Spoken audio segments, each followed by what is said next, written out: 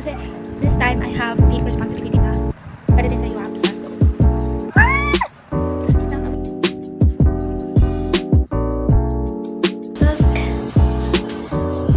actually, first time ko to.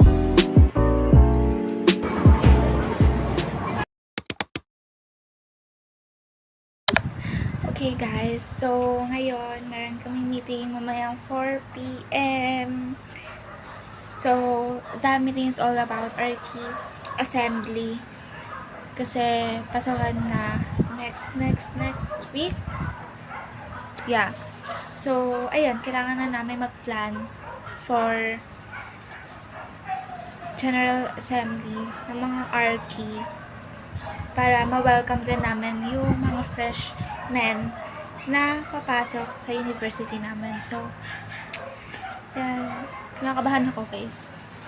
Meeting lang naman siya, pero kinakabahan ako. Kasi, this time, I have big responsibility na pwede din sa UAPSA. So, kinakabahan ako. Nga pala, guys, while waiting sa Discord, unti-unti ko na nadidiscover yung Notion kung paano siya gamitin actually. So, yan. Okay guys, it's already 4 and I'm here at Discord. It's already 4 o'clock. So, meeting na tayo guys.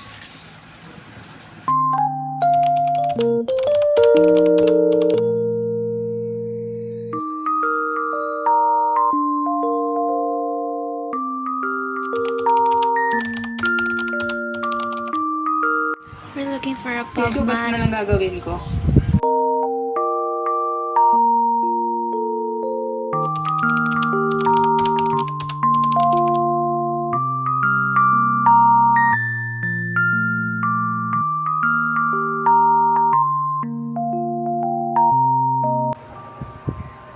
Pwede.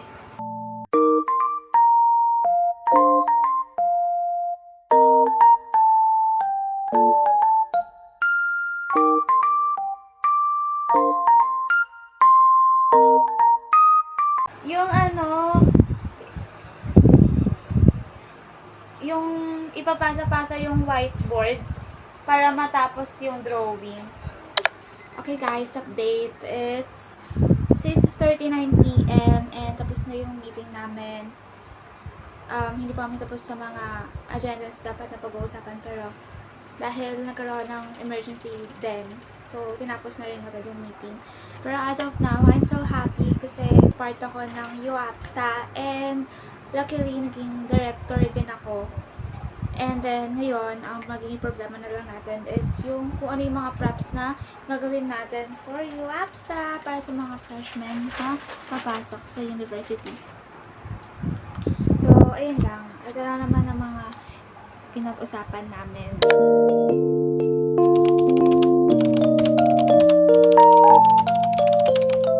Pag-usapan natin yung kung ano yung mga materials na magagamit natin and yung mga ideas nyo for backdrops na magagamit natin. Since yung backdrops naman natin, hindi naman every event gagawa tayo, so hindi naman tayo ganun mahihirapan. Kasi like yung nangyari before, yung mga backdrops na ginawa nung bago pa lang mag-start yung school year is nagagamit na siya every event. So, ganun din yung ngayon.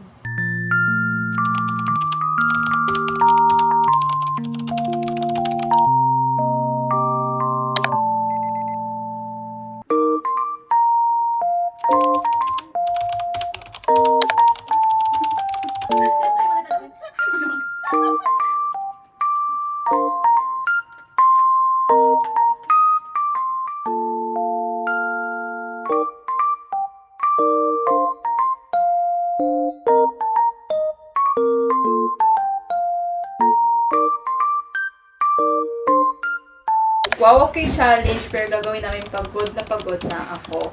So, may Ay, 5 una. emotions. Joy, sad, anger, fear, disgust. Okay. So, first. Hi everyone! So, today is Sunday. Happy Sunday! And the time is 6 p.m. Kanina umaga, hindi ako napag-vid kasi sobrang lakas ng ulan. Tsaka, nasa church din kami. So, ayun. And then, look, nagpagupit din ako. Kasama ko si ate, nagpagupit din siya. And then, si mama naman nagpa-pedicure siya. So, da! New haircut! Actually, kasi ayoko talaga magpagupit. Pero, parang feeling ko, kailangan ko na rin magpagupit kasi sobrang haba na rin ng buhok ko. Pero sabi nila, hindi naman daw ganun kahaba yung ginupit sa akin. Pero feeling ko, ang haba na rin ang ginupit niya. Pero, anyways, ayun. Ano lang naman siya, straight lang yung sa likod. Tapos, yung banda dito is here siya na pa-V. I don't know. Basta, ganun yung haircut ko. So, ayan. Yay! Parang yun lang naman yung ginawa namin. Tsaka nag-celebrate din kami a bit ng birthday ni ate. And then, after nun, mag-asikaso na rin ako para sa assembly namin, sa committee namin. And then, bago yun, kagabi, is tinapos ko yung ingay ng aso. Anyways, tinapos ko yung song na ginagawa ko. So, natapos ko siya, guys. Natapos ko siya. And, medyo sumakit lang talaga yung ulo ko, honestly. Pero, sobrang na-enjoy ko rin naman yung paggawa ng song. Kasi, ginawa ko siya in a poem way. So, ayun. Parang, I don't know. Pero, I feel like excited and happy and contented kung ano yung mga nagawa ko at natapos ko yesterday evening. Kasi, as you all know nga, yesterday, nag-photoshoot kami ni ate. So, parang naging busy din. And parang yung isip ko kasi nasa photoshoot na lang. So, hindi ako masyado nakagawa nung umaga. Tapos, nag-meeting din kami ng committee ko. So, ayun. Pero at least, na-achieve ko na matapos talaga yung song yesterday. So, ayun. Pagpakita ko sa inyo, guys. Yan. All I Want Is Us, yung title. Tapos, ayun. Tapos ko na siya hanggang outro.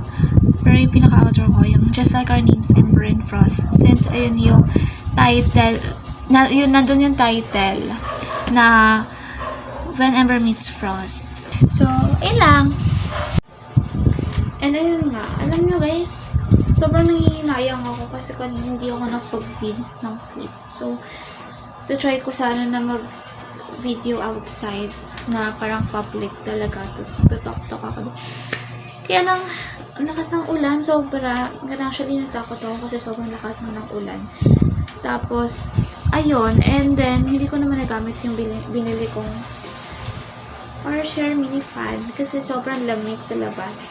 So, parang, inisip ko, wrong timing ata yung pagbili ko ng fan. Parang mali na naman yung decision ko sa buhay. Pero anyways, magagamit ko siya sa school, especially sa school, kasi ang init sa Manila. Alam mo na, pero mainit talaga doon. Kaya, doon ko siya totally magagamit. And, ayun, kapag natapos naman na yung bagyo, so, magiging summer na naman, di ba?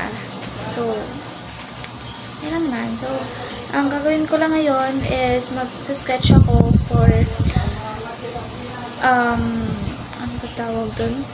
Para doon sa gagawin namin sa assembly na props and sa backdrops kasi kailangan din namin ng sketch para malaman naman at masundan namin yung sketch na yun.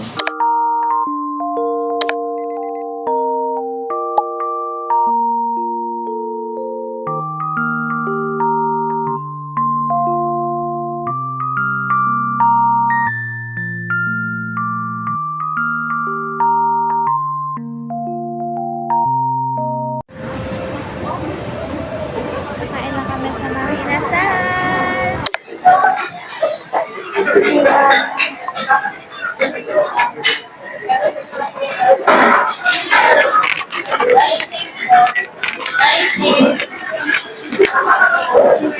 Hi guys, so we're here sa Mang Inasal. Dito kami kakain ng lunch. Kaya, habang nag-iintay ng pagkain, napapakita ako sa inyo.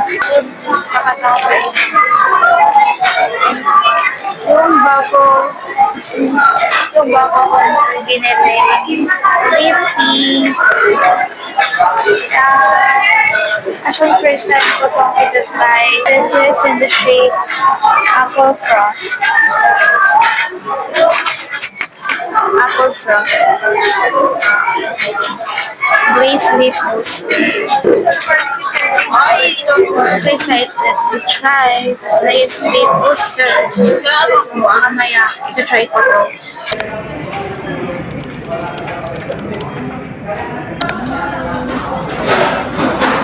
May ano po? Basa.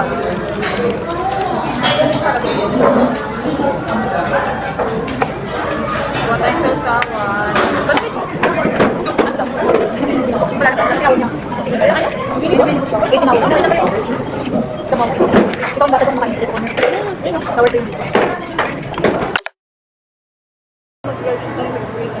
Sa akin yung pinili.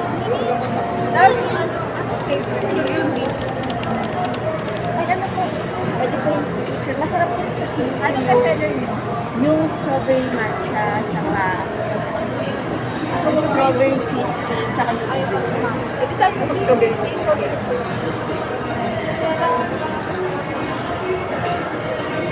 Last time, magano ba?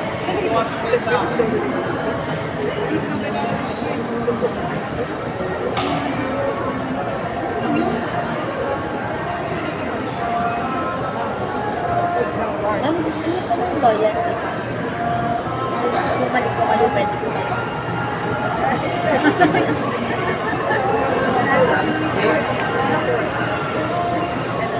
Strawberry cheesecake na.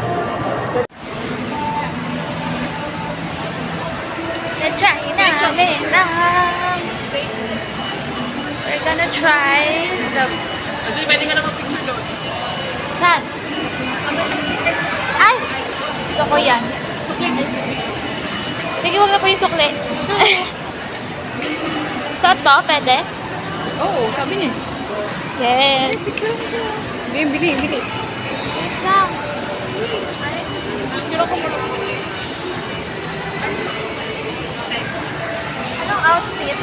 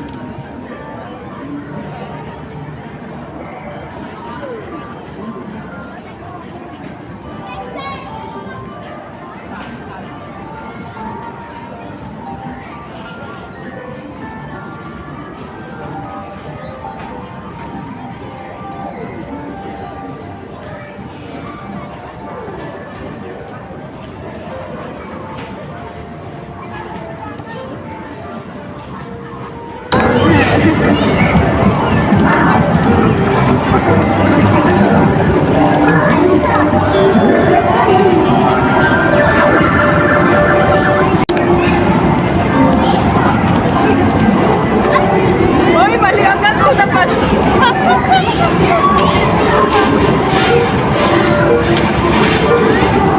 Mamaya, may sakit pa yan sa buhod niya.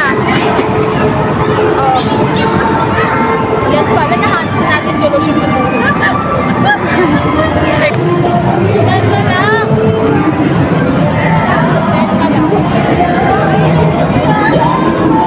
Ay! Oh! Gusto ko yun!